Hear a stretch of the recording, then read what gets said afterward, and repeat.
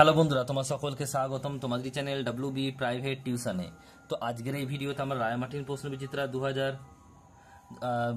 2024 পঞ্চম শ্রেণীর পরিবেশ বিষয়ে যে তোমাদের দ্বিতীয় টেস্টের জন্য যে 194 নম্বর পেজে 11 নম্বর স্কুল রয়েছে, এই প্রশ্নপত্রের সম্পূর্ণ উত্তর নিয়ে আলোচনা করব। তো চলো ভিডিও শুরু করা যাক। কি বলছে দেখো, একের দাগের একটা এক কথায় উত্তর দাও, যে কোনো পাঁচটি। একের দাগের এক, নিত্যবাহ নদী কাকে বলে? কি লিখবে? যে সমস্ত নদীর বরফ গলা জলে পুষ্ট, সারা বছর নদীর জল থাকে এবং নৌ পরিবহন যোগ্য, সেই সকল নদীকে নিত্যবাহ নদী বলে। নেক্সট প্রশ্ন পরেরটা বলছে দেখো, একের দাগের দুইয়েরটা কি বলছে? তমলুক শহরের আদি নাম কি? তাম্রলিপ্ত। একের দাগের তিন, কোন জেলার টেরাকোটা শিল্পের জন্য বিখ্যাত? বাঁকুড়া। একের দাগের চার, ডিভিসি পুরো নাম কি? Damodar valley corporation. একের দাগের পাঁচ, ভারতবর্ষের সংবিধানকে রচনা করেন ডক্টর বি.আর. আম্বেদকর। নেক্সট প্রশ্ন একের দাগের ছয়, গান্ধীবুড়ি কাকে বলা হয়? মাতঙ্গিনী হাজরাকে। এরপরে প্রশ্ন দুইয়ের দাগের শূন্যস্থান পূরণ করো। একেরটা কি বলছে? রেশম কীট পালনের জন্য ড্যাশ গাছে চাষ হয়? তুঁত। নেক্সট প্রশ্ন বলছে পশ্চিমবঙ্গের ড্যাশ অঞ্চলে ম্যানগ্রোভ জাতীয় উদ্ভিদ দেখা যায়? এটা হবে সুন্দরবন। একের দাগের তিন বলছে ধান কাটা ও ঝাড়ার আধুনিক যন্ত্রের নাম হলো ড্যাশ হারভেস্টার। নেক্সট প্রশ্ন বলছে একের দাগের চার, পাতাল রেল ড্যাশ জেলায় থাকে? আছে কলকাতা। একের দাগে বলছে পাঁচ, 2005-এরটা বলছে পশ্চিমবঙ্গের কমলালেবু চাষ করা হয় ড্যাশ জেলায়? দার্জিলিং। একের দুই দাগের ছয়টা বলছে চিংড়ি মাগুর ড্যাশ মাছ? জিওল মাছ।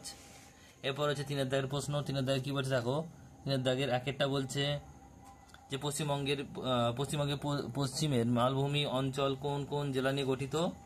এটা কি হবে? এটা হচ্ছে 9 নম্বর স্কুলের একের দাগের একেরটা কি উত্তর হবে? তাহলে উত্তরটা লিখবে বাঁকুড়া, পশ্চিম মেদিনীপুর, বীরভূম আর পশ্চিম বর্ধমান। এটা হচ্ছে উত্তর। নেক্সট প্রশ্ন বলছে দেখো পরেরটা, বলছে সুন্দরবন অঞ্চলের মাটির দুটি বৈশিষ্ট্য লেখো। কি কি লিখবে? একটা হচ্ছে কি মাটিটা লবণাক্ত হয়, আর একটা হচ্ছে কাদা হয়। কি কি লিখবে লিখে নাও।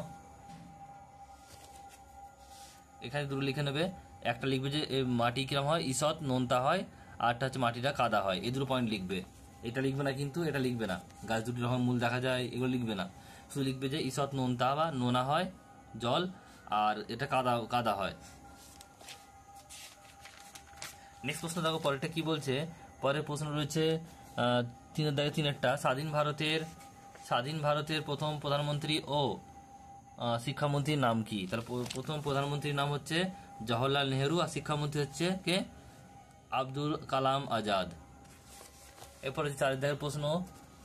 একেরটা বলছে সবুজ বিপ্লব কাকে বলে? একটি করে এর একটি কুফল লেখো।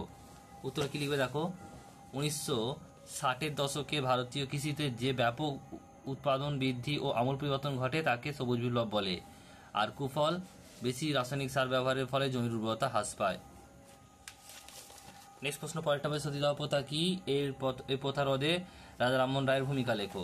তা কি লিখবে?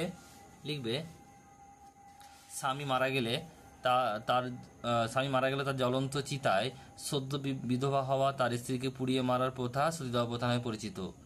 আর 2 নম্বর প্রশ্ন ছিল রাজা রামমোহন রায় কি করেছিল? রাজা রামমোহন রায়ের আন্দোলনের প্রভাবে 1829 খ্রিস্টাব্দে লর্ড উইলিয়াম বেন্টিং সতীদাহ নিষিদ্ধ বলে ঘোষণা করেন। নেক্সট প্রশ্ন দেখো পরেরটা কি বলছে, ধাপ চাষ পদ্ধতি সম্পর্কে লেখো। কি লিখবে দেখে নাও। লিখবে যে পাহাড়ের ঢালু জমিতে সিঁড়ির মতো ধাপে ধাপে জমি কেটে চাষ করাকে বলছে ধাপ চাষ বলে। ধাপ চাষে একদিকে যেমন ভূমিক্ষয় কম হয়, অন্যদিকে চাষের জন্য বেশি জায়গা পাওয়া যায়।